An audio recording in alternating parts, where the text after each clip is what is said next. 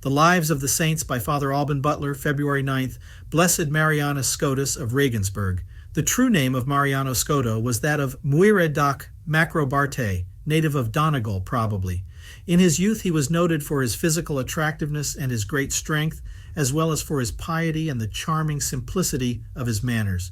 His parents had him destined for the priesthood, and from a very young age he wore a kind of habit, but without entering any community.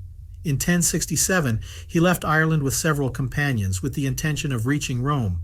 In Bamberg, the pilgrims were kindly received by Bishop Otto, and under his guidance practiced the strictest conventual rule for a year, until the bishop, convinced of their vocation, advised them to embrace the religious life, and they all entered the Benedictine monastery of Michaelsburg.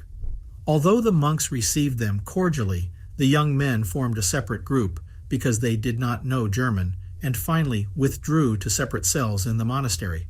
There they remained for some time until the abbot authorized them to continue their pilgrimage to Rome. However, they never reached their destination, since when they passed through Regensburg, they stopped at the upper monastery, and there they remained forever, when it was discovered that Mariano was a very skillful scribe, that the abbess Emma needed him to transcribe her books.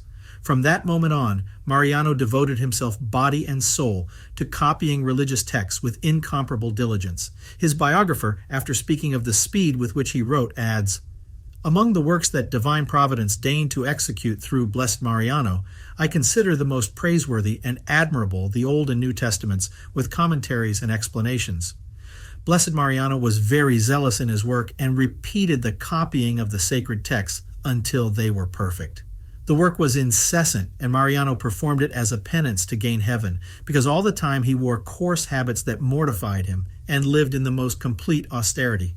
Blessed Mariano and his companions lived in large cells where the one was scribing, while the others were preparing the parchments.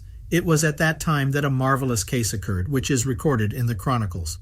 One night, the maid who was to carry candles for Mariano to continue writing forgot to do so. Well into the night, she remembered her forgetfulness, and to repair it, she decided to take the candles immediately to the blessed cell.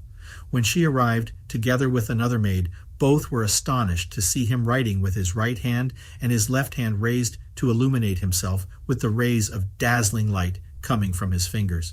The extraordinary event was widely spread and commented. The fame of the blessed spread throughout the region, but he seemed not to notice it and continued his humble and quiet life, working without ceasing.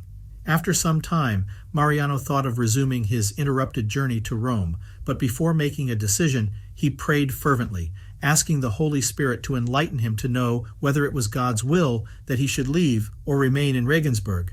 Heaven answered his prayers with a dream, in which Mariano noticed certain signs that he interpreted as a divine warning to stay where he was. Thus it was that he remained in Regensburg, dedicated to work, prayer, and penance until the end of his life.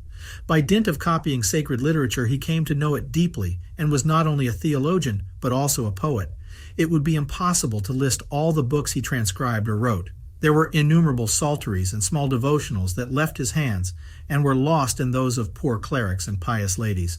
Only a few of his original writings still exist.